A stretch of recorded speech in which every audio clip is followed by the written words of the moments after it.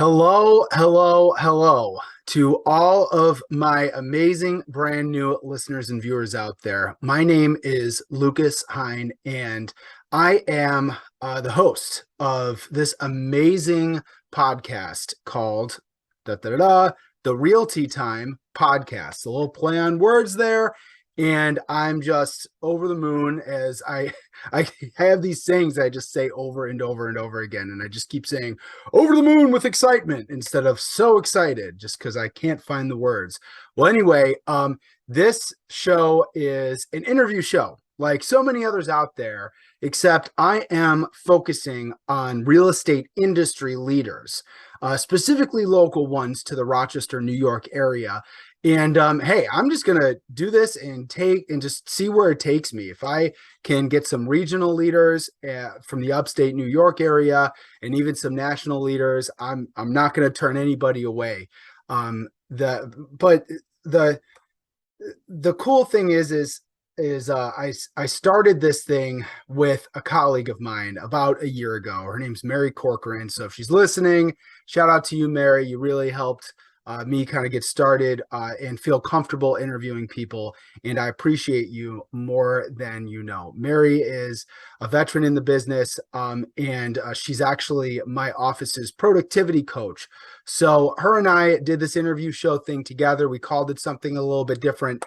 We co-hosted it for just under a year. And even before that, Mary was running the interview show for our market center, specifically at Keller Williams Greater Rochester, with another one of our members of leadership. So I'm excited about the beginning of this journey because I've been in the real estate industry since 2013. It's 2022. It's almost been a decade.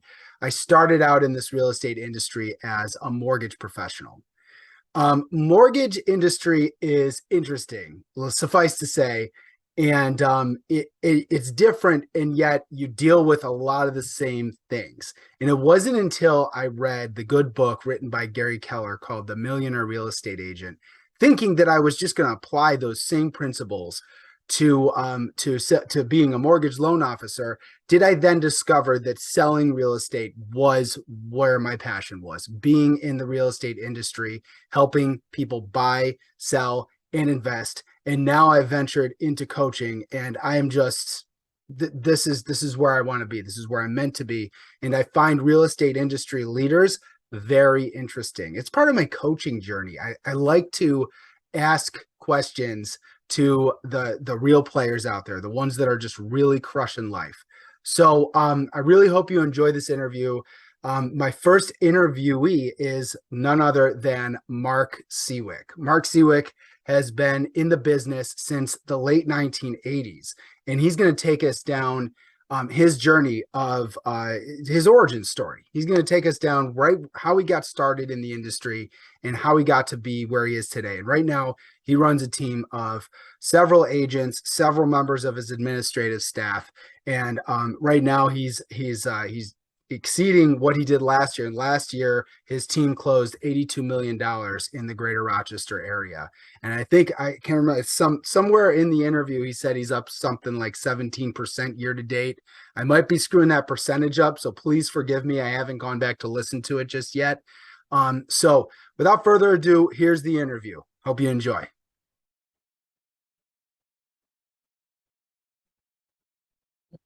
All right. Welcome to the very, very first Real Tea Time podcast, or Realty Time podcast, however you want to pronounce it. I am just over the moon with excitement right now for my very first guest, who is a gentleman who has been in the business obviously longer than I have, but I knew him right on my very first year getting into this business. And I'm just, like I said, over the moon excited. Mark Siwiec. How you doing today, Mark? Oh, well, I'm better now, like that introduction. Before we started recording, I was telling, I'm exhausted. I am really tired this morning. So thanks for that enthusiastic. Like it's just a bolt of energy. I'm now starting to wake up. Thank you. Hey man, it's my pleasure. And you know, if you need a little energy, I sell my energy in little mason jars. I jar it and I sell it. It's on eBay. It's cool. Send somebody over here now with a jar of it, if you wouldn't mind. The coffee's not I making will, yeah. Well, Mark, I appreciate your time as always, and I just want to give Mark a real brief introduction to our audience members here. Mark's team sold over $82 million last year in real estate, and the real braggable part about that is that $66 million, roughly 81% of that business was referral based. And that is a plausible moment because we talk at our company about being referral based and marketing to your database. And that alone is just, that's what I admire most about you, Mark. You build your business from within, and I love that. So thank you for really touting that. That's an important feature there. And we love it. We love it. But go ahead, keep going, bud. Oh, you're good. You're good. Please interrupt me all you want. That's I live for it. So Mark, I want to go back to the formative years, if that's all right with you. Yeah, sure. When you first got into this business, what was it that just said real estate? Like, why real estate to begin with?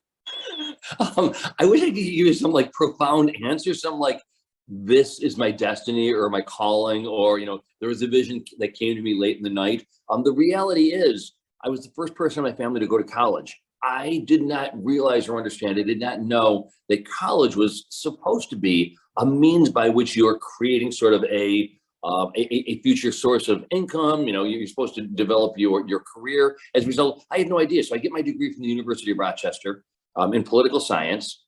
This is I graduated in 1987. I have literally, absolutely no idea. Do you know the story? You must know the story. Do you know the story now? I've heard it a few times, Mark, but Okay. I know our audience members are going to want to hear it again.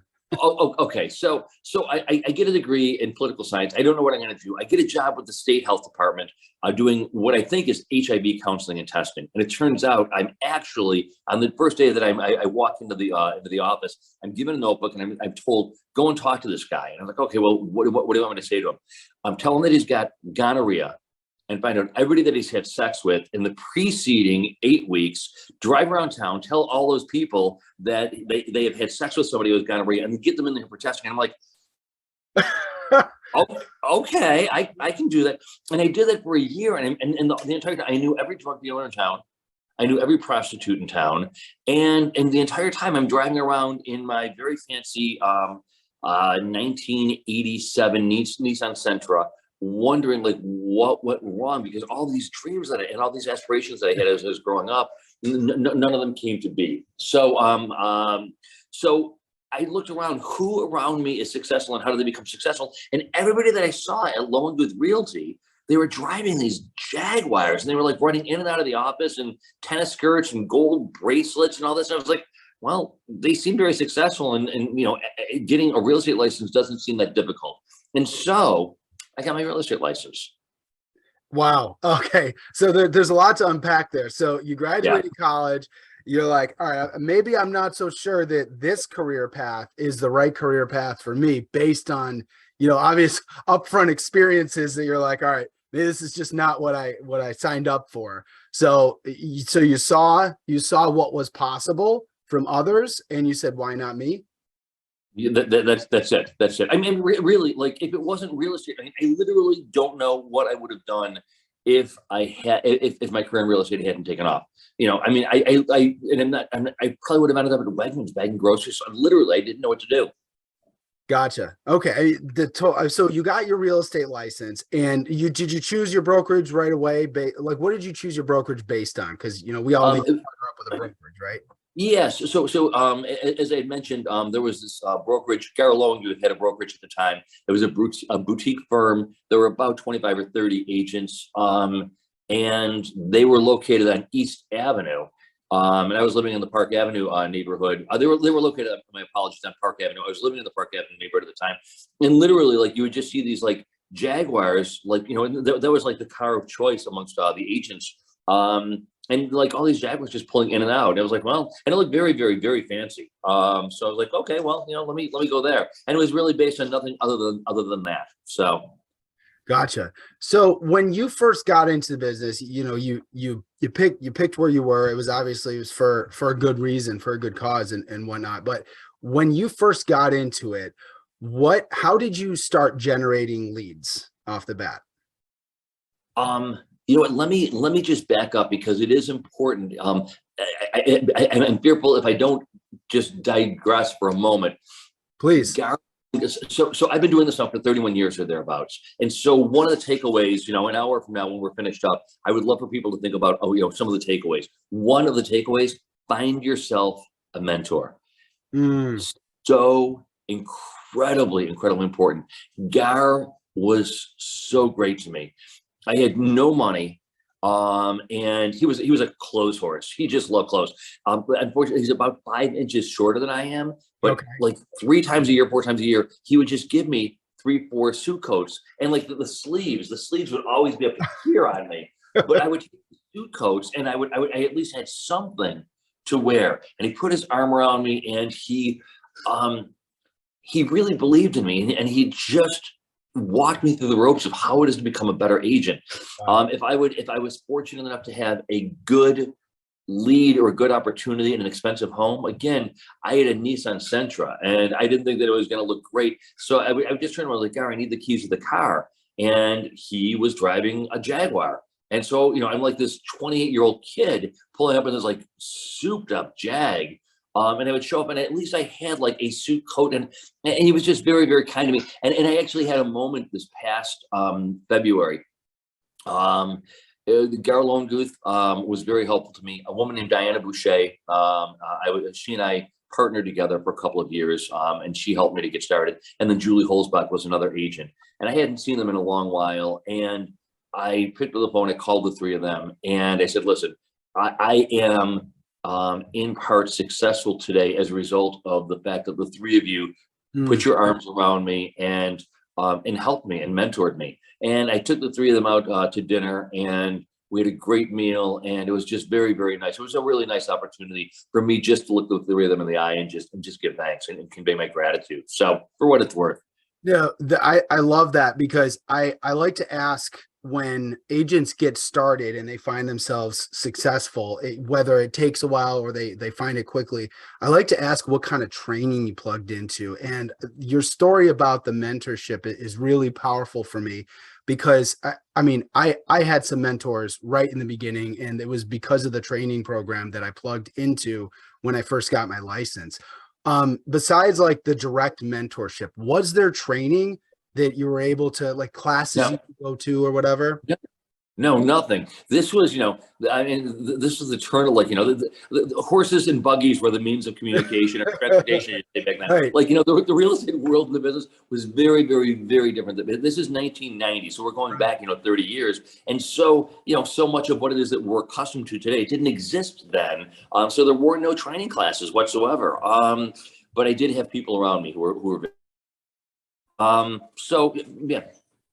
That's incredibly important. I mean, whether there are, just because even when you plug into training classes like nowadays, they're only as valuable as what you take away from them, right? I mean, you go to plenty of training now that is how it's available, but it's what you take away from them, and having that mentor is incredibly important part Uh, of yeah, I think that a lot of these training classes, honestly, the best training that I've gotten is a mirror.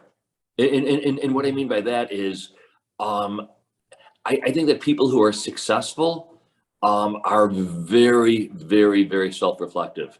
Um, and I was constantly, constantly falling on my face, making an ass of myself, doing things inappropriately. I wasn't particularly well liked in the business. I mean, I was really just falling on my face over and over and over again. But I managed every time I did so to look myself in the mirror and like, okay, I screwed that up. yeah. What can I learn? What's the takeaway? And I think that is the hallmark of somebody who wants to be or is going to be successful. So So the day and age that we live in is so driven by social media. especially, whether you're a real estate agent or any other profession, the relationship we have with the public, so to say, is so Yeah. driven by the mobile world with social media. Yep. Tell us more what you mean when you said, I wasn't really well liked by other people. How did that present a challenge to you getting Um, successful in this? a contract, listen, I was this fiery, 30-year-old guy who had far too much testosterone in my system. Oh, social media wasn't a thing back then. No, it wasn't. No. It wasn't, I mean, Facebook, none of that existed. And so I would just, a contract wasn't going well or negotiations weren't going well. And I would just tee off and just lay into somebody. I mean, really just screaming and yelling at people. It was just, yeah. And then you begin to realize okay, this isn't working. So I'm not sure if that's answering your question. It does. It does. No, I appreciate that. So I like to ask, what were some of your biggest challenges, especially in the formative years? Yeah, that was probably the biggest challenge. Just learning to be a better person. Honestly, that more than anything was the most important thing. Some of the other challenges, though. I mean, I don't come from money. I had no money. I'm not from Rochester. I'm from Buffalo, so I had no network.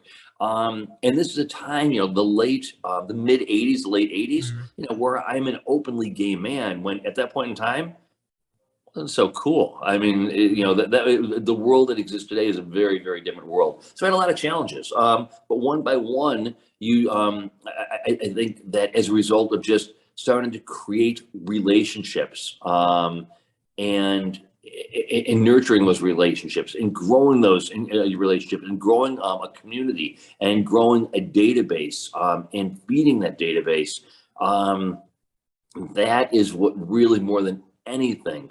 It's all about, at this point in time, it's all about, well, you mentioned it earlier during the introduction.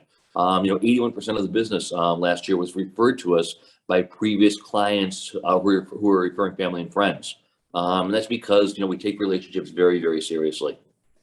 Incredible, incredible. So from the get-go, you said building that network, building that database of people. It sounds like that was the primary way that you generated leads in those formative years. Where did you go? Like, how did you, being from Buffalo, being from a different city? I mean, certainly that's a story that, we've heard from others before, but where did you go to create a network, to actually build that database? Sure. I worked my way through the U of R, in part by working in bars as a bartender. Mm, Uh, so I've always been social. I've always been gregarious. I've always been outgoing. I love to entertain. And so I stepped foot into this world and this new career with a database of 350 people. And I would write a newsletter 4 times a year, and I would mail it to these people 4 times a year. And then I would have a sale, or I'd meet somebody, and I'd add them to the database, and I'd add them to the database. And I kept doing so with the passing of time.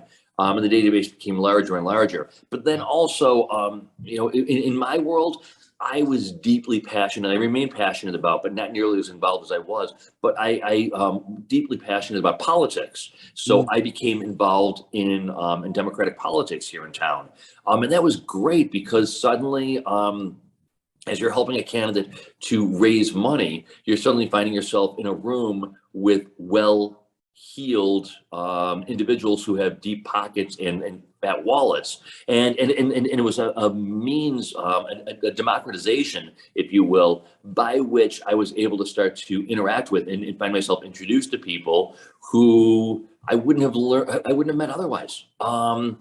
But my world was, and I did all this through politics, but somebody else might have a passion for their church, mhm. or their child's little league, their little league of whatever sort. Right. And so people have to find something that they're passionate about, and network and grow their network through that community. I love that. And so you got involved in actually politicians' campaigns? Yeah. So do you know any of this?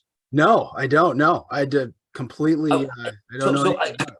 I mean, it became wild. So let me just give you some real quick highlights. Maybe, maybe a minute and a half. And I'm going too long.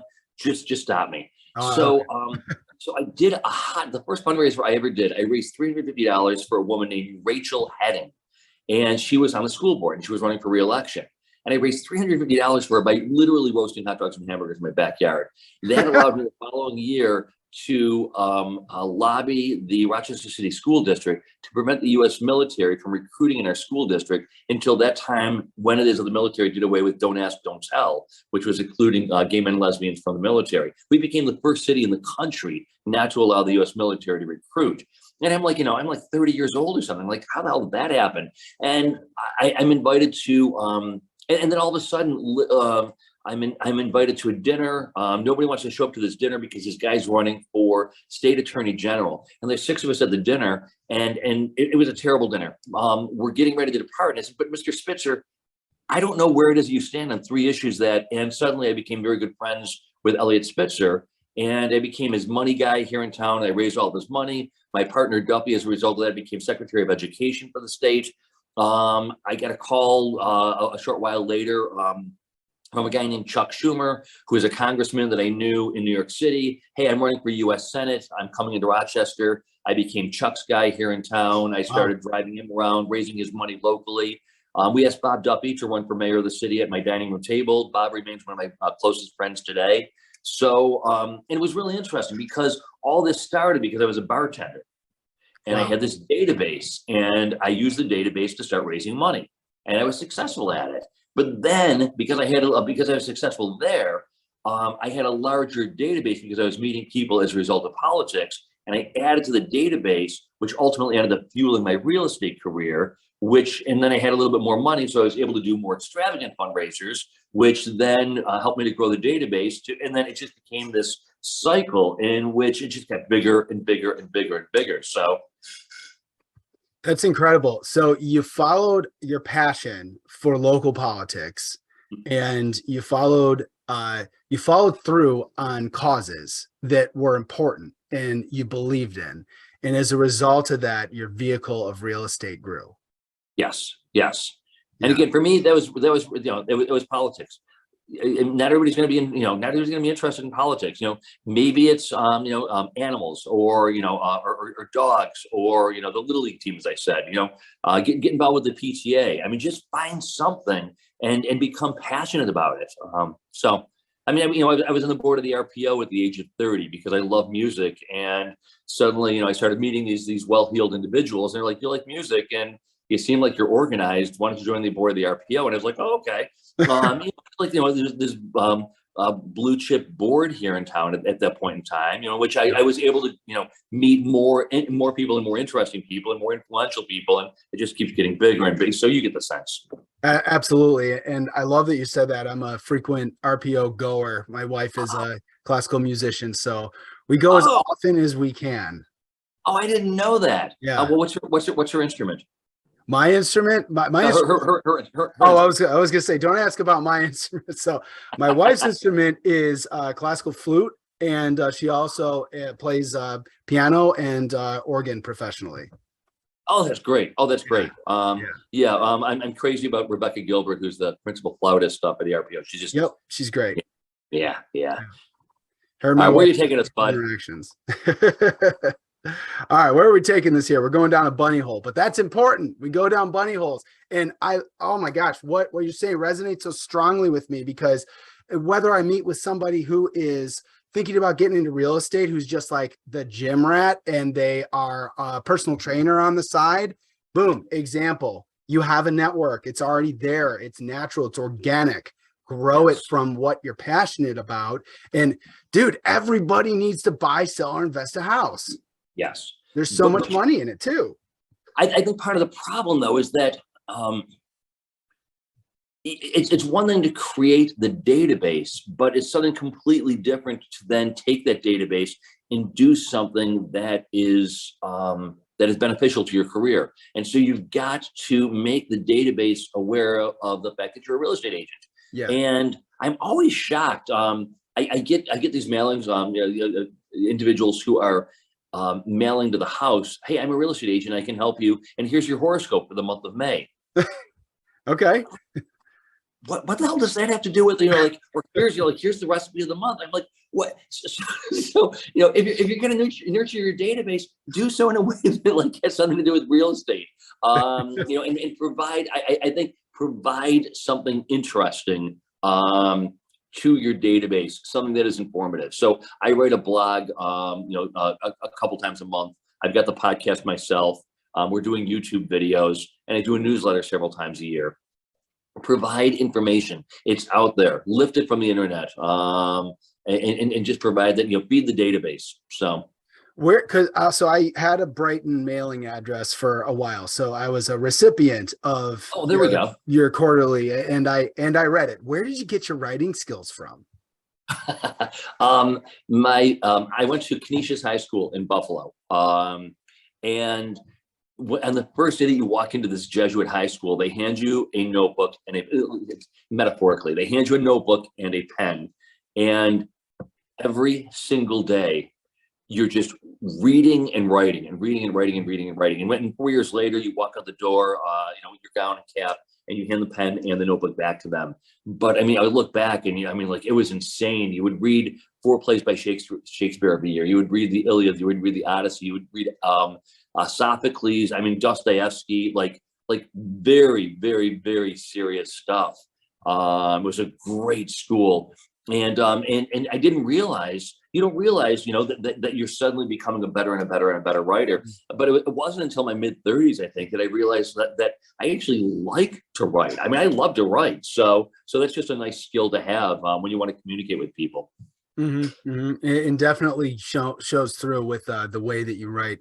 Between your blog and your newsletter, it really shows through. So Thank you. That's kind of you. Thanks. We tell agents all the time, you got to keep a journal, because that's part of one of the best daily habits that you can keep reading and writing, and just keep growing your skills that way. Oh, I didn't. Oh, so you actually tell people to do this? Oh yeah, absolutely. Oh, that's great. Do you think that people actually do? I don't know. Not all of them ask me for accountability, but I'm a big fan of the Miracle Morning by Hal Elrod, the book called The Miracle Morning. You familiar? Okay. No, not at all. Well, anyways, just to keep a very long, very in-depth concept short, the book focuses on telling people to start your day with 6 very important habits. And it just so happens that within those 6 important habits are reading and writing, reading and journaling. Start your day out with that. So I read for about an hour and a half every morning before I actually start my day. I love it. Yeah. It's just so important. But there's just, it seems as though there's too much out there. It's like drinking from a fire hose. So much, between podcasts and the newsletters that I subscribe to, and the real estate journals that are sent to my email box, and the Washington Post, the New York Times. I finally gave up my Democrat and Chronicle subscription a few days ago. It's awful. Anyway. Well, that brings up a really important question. From going to college in the 80s and up and coming in the 90s, where this whole concept of going on information diet, right? Have you ever heard that before? Have you ever heard that term before? I haven't, and I'm so glad that I haven't. I don't want to actually ask you what it is. I'm fearful for the answer, but go ahead. It's because, partly because of the access to the information that we have now, thanks to the internet. Now, the thing is, if you feel yourself getting overwhelmed, go on an information diet, meaning shut your phone off for a few hours, you did, cancel a subscription if you're not reading it, or if you feel like there's just too much information happening all at once. Information diet actually helps people get clarity. Could you imagine having had that term thrown at you back in the day before the internet even became available? Yeah, because you would go to the library and you would, or Barnes and Noble, and you would buy a book. You had a book. You had 3 television stations to choose from. So, but there's a corollary to all that. So it's usually in the month of August, up until the pandemic. August of every year, I would go to someplace in Central America, Belize, Costa Rica, Mexico, somewhere. for a week, a 1 week yoga retreat. I would go by myself. I'd be in the middle of the jungle in the middle of August, and I would bring 3 or 4 books with me, and I'd read those 3 or 4 books. And I got to clear my head, and I would always bring a notebook, and then I would come back with clarity about what had taken place in the market in the preceding 7 months, and some direction as to where it is that I wanted the team to head after November 1st, when the market started to slow. And then November, December, January, we would pull apart the business, and then be ready come the 1st of February to start our new year, taking and enhancing those practices that were working, and getting rid of those practices that just weren't helpful to our business. So before business planning season every year, you used to go to South America just to and clear your head right before it's the season of business planning for the next year. One, that's incredible. And two, how was it before you started doing that compared to after you started taking that retreat for clarity? Yeah, that's a tough question to answer, because I don't quite, I mean, I'm going through it right now in that I'm exhausted. So our sales are up 19% year to date. We've added a few admins, and I'm just really beat. I mean, it's one of the reasons, early on in this podcast, I started talking about the fact that I'm just tired. I'm exhausted today. And so it's as much about clearing my head as it is about forecasting about what it is that we're going to be doing in the year to come.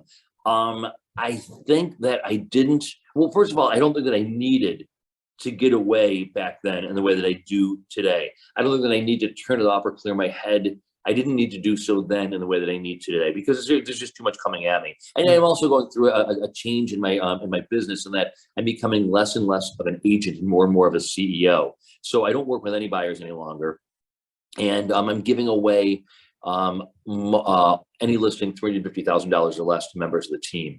But I still find myself busier today than I've ever been. So I would imagine that I was probably just plotting forward and maybe implementing 1 or 2 new changes pre-retreat. But since doing the retreat, I mean, there was 1 year where I came back literally, and the team will certify this, testify to this. I came back with 26 pages in a notebook of changes that I wanted to make to the business. I gotta segue for a second.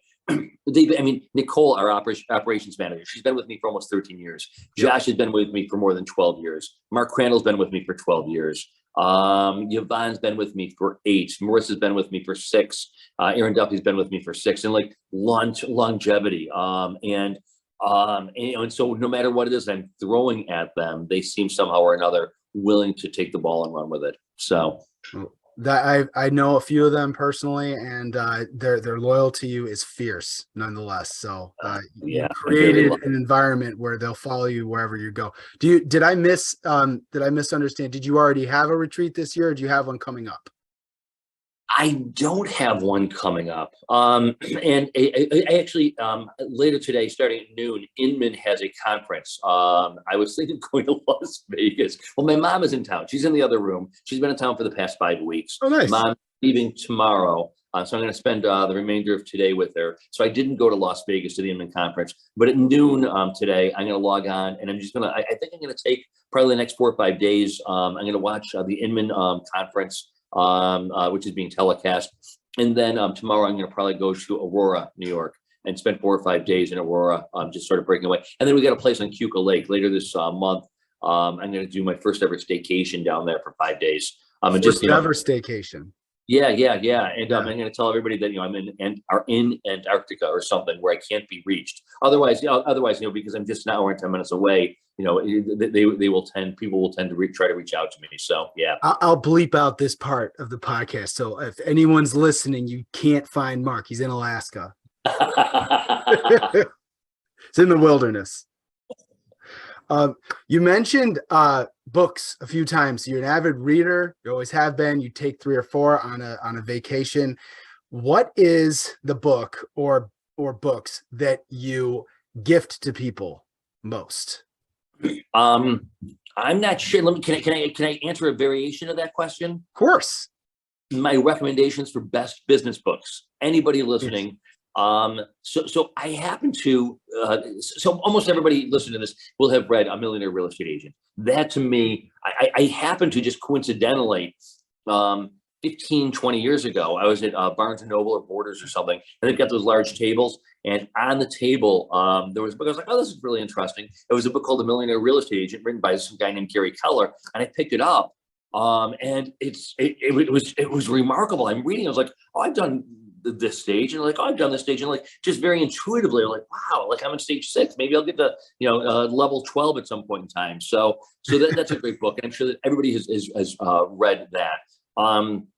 The guy who founded Zappos, Tony Hsieh, and it's spelled perhaps HSEIH, but just look up Delivering Happiness. It is probably one of the best business books I've ever. It's just such a great read, and it's so interesting and so inspirational. And how it is that he created Zappos, and just this whole sensibility of like being kind and giving back and being affirmative, really providing great customer service. So that is always one of my favorites. Phil Knight's book, Shoe Dog, is really inspirational. A few of the books by Richard Brandon are really great. Peak, Chip something or other. It talks about Maslow's pyramid, a hierarchy of needs. Hierarchy of needs. Mm-hmm. Yeah. The base needs, everybody needs water and sustenance and food and sleep. But then, and so your clients need for you to return their phone calls occasionally, or they need for you to write a contract. But then you get higher up into the peak of the pyramid, and you're suddenly providing them services that they didn't know that they needed. So for instance, we send a pizza to our clients on the day that they're moving. We do things like that, try to provide services that are unanticipated on their part. So that's great. And thank you, because I haven't read Delivering Happiness, and that the concept of how you just explained it, that's going right up at the top of my list. So can I give you one example from that book? Yeah, because please. It's just so great. So he's desperate to try to secure a line of shoes. Let's call it Ferragamo or something. Okay. So he's in Las Vegas. No, that doesn't make sense. He's in Duluth, let's say. And he's meeting with the Ferragamo representatives, and they're like, why would we put our shoes on your internet site? He's like, because it's awesome. We provide great customer service, and our clients love us, and you're going to sell a lot more. And he keeps trying to sell them on customer service. And it's 11 o'clock at night, and the conversation's not going anywhere, and they're suddenly hungry. They can't find a decent pizzeria to deliver them a pizza. So Tony Hsieh dials up 1-800-Zappos or whatever, hands the phone to the guy from Ferragamo, and the woman on the other says, good evening, Zappos, how can I help you? The guy is prompted to ask, I'm in Duluth, I need a pizza, can you recommend? And she's like, one moment, sir.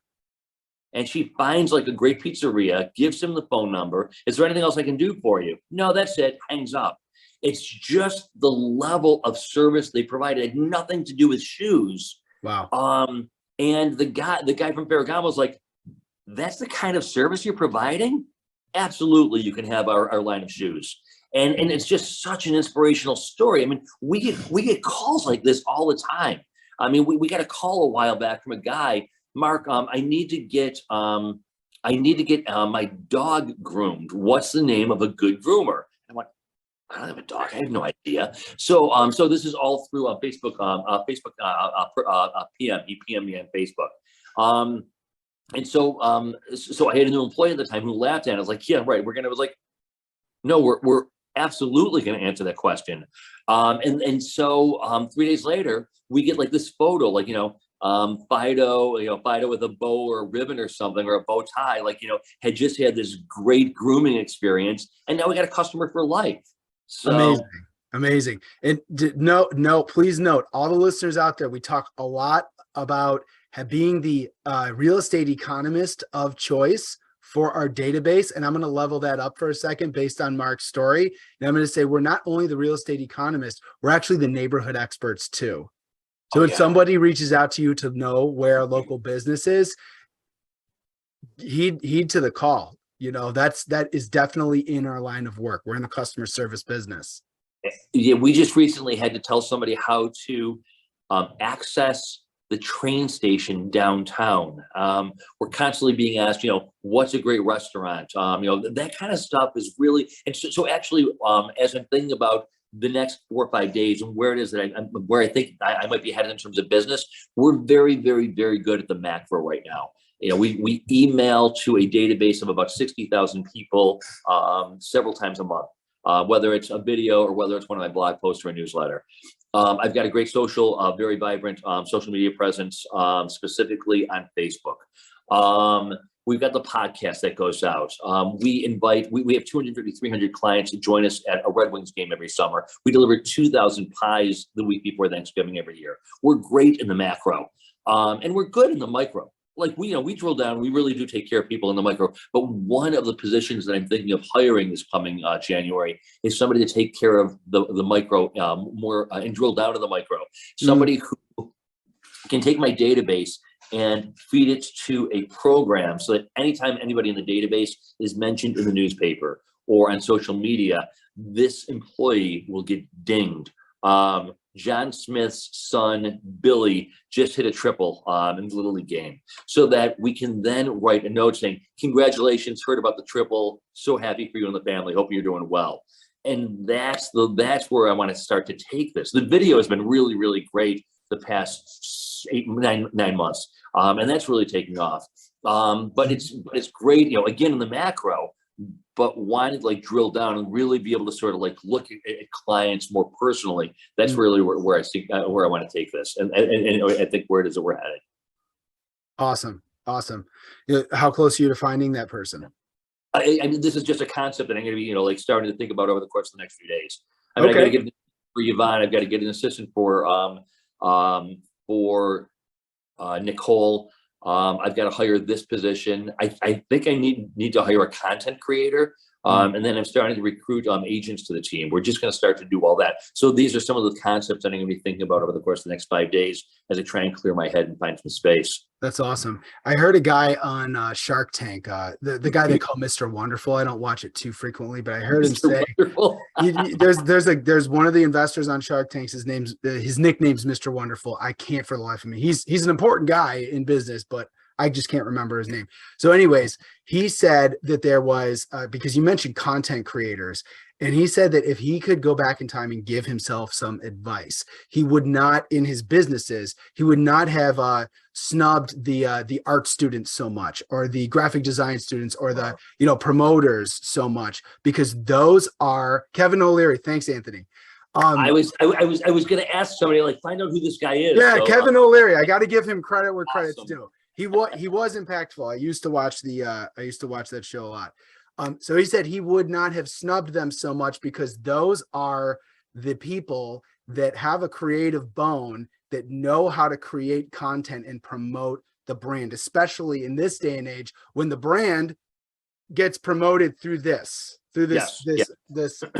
portrait mode thing that we hold in front of our face so frequently all during. Well, it's funny because right now I'm the content creator, but I've got a social media director who's with me for 20 hours a week, and then I've got Marissa, who is my marketing director. She's with me for 20 hours a week, so I got 40 hours. I get people 40 hours a week pushing this stuff out, strategically.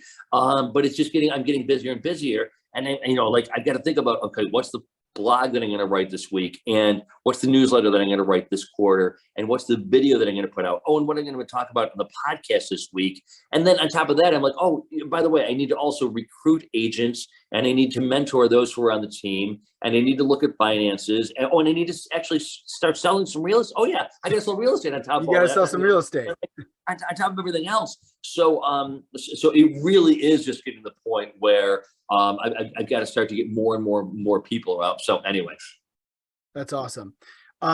So speaking of advice, giving to ourselves, because I mentioned that Kevin O'Leary said he would give himself advice back in the day. If you could go back in time and give your younger self advice in your formative years, what is one or maybe two pieces of advice that you would give yourself? You know, I touched on one earlier, and that is just, you know, I mean, I was such an asshole. No, I It's really, paid off for you. I hate to just grow, but like you've done pretty well for yourself, Mark. So I would have, I would have done better, and I would have gotten farther if I had been okay. kinder. So I think being nicer earlier on really would have been, but that served me. So let's just run with that for a minute. Be nice. You know, I think I've talked about this in the past. Be nice. Your colleagues, you know, are going to treat you better, but take care of the people around you. I mean, there's a reason why it is that that it got such longevity on my team. So be nice. Think big. I mean, right now I'm thinking, you know, I mean, I used to think that I always wanted to sell 100 million in real estate. And now I realize like next year I'll probably do 100 million. So then the goal over the course of the past, you know, 6, 9 months has been, we'll do 125. And then I'm realizing like, why should I just do 125 million? Like I want to do 150. And I honestly believe that in the next 5 to 7 years, I'll be doing 150 million in sales. And I don't think that that's so think big, be nice, treat people around you well, be generous, be kind. Those, I think those are the big takeaways. Educate yourself, look yourself, and I talked about that earlier. Look yourself in the mirror and find out what it is that's holding you back. I mean, listen, you know, as I said earlier, and it's not a sob story, but if I can do it, I like if people say that, well, I can do it, like, but if this guy who like knew nobody in town, who was gay, came here from Buffalo, and like, you know, in the mid '80s was able to make it. I mean, anybody really can. Especially if you got a few legs up, you know, that I didn't enjoy when I started. So those are a few pieces of advice. I love the pieces, the category that your advices are in. If we notice, you said, think big, be nice, be kind. All of those are in our minds, especially the think big part. That's a mindset shift. Go back in time, give myself advice on what to think. Yeah. And then do it. And do it. Execute. Yeah. Execute. 100%. Well, listen, I like I said, exhaustion set aside, I can't tell. So you're doing well. I really appreciate your time here today. I do want to give both Chris and Anthony a chance at asking some questions. Anthony he loves his social media. Him and his brother Avery are just crushing it with their brand. And so please, Chris, Anthony, if you guys have questions, please unmute yourselves and ask Mark anything you'd like. Well, I do have one for Mark. Hi. I didn't know what Chris he was talking about. Chris Whitus. Yeah. Hi. Hi. So question. No, wait, pardon me. I know I'm interrupting you. Lucas, talk about kind. I mean, honestly, like seriously, Chris, you are the personification of kind. You really are. You are kind, and you are warm, and you are generous of spirit. And so you personify one of those categories I was talking about. Well, thank you, and back at you. So I want to find out, did you ever get a Jaguar? Everybody was thinking it. Chris, you just said it. Thank you. No, so I do drive a very, very nice Mercedes. And then Duffy has a really beautiful Range Rover. So so thanks, Brad.